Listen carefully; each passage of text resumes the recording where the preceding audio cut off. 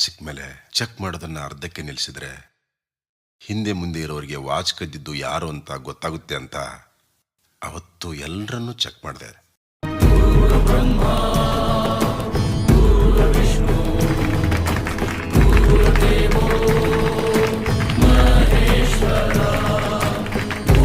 ಸಾಕ್ಷಾತ್